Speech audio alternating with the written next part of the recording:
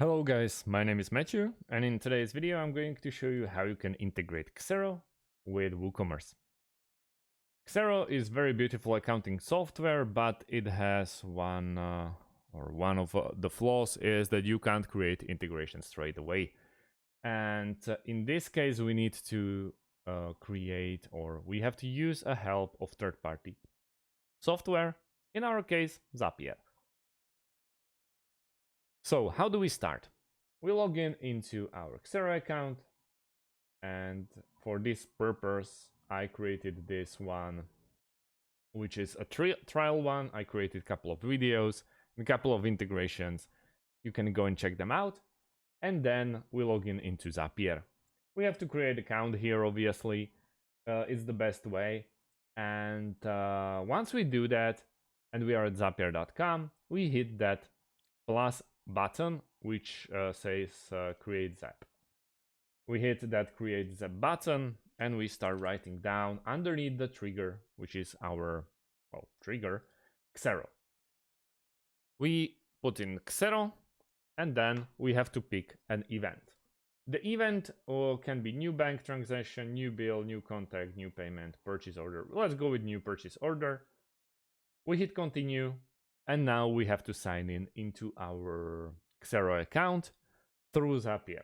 So I already created 10 zaps or 10 integrations. This will be my 11th. You have to basically click on sign in, then put in your email, your password, and I believe you don't really need a second factor of authentication. Continue. Choose organization. This will basically be the name of your Xero account. So in my case, it's MK Tutorials. And purchase order, let's go with authorized or draft or submitted, build or deleted. We hit continue, and there is an option for us to test this integration between Xero and Zapier, because it works like Xero, Zapier, Zapier, WooCommerce. So we are testing the trigger. And we found a new purchase order perfectly. We are aiming for all those green lights. And we hit continue. Once this is done, the most difficult part is behind us. And the second one is action.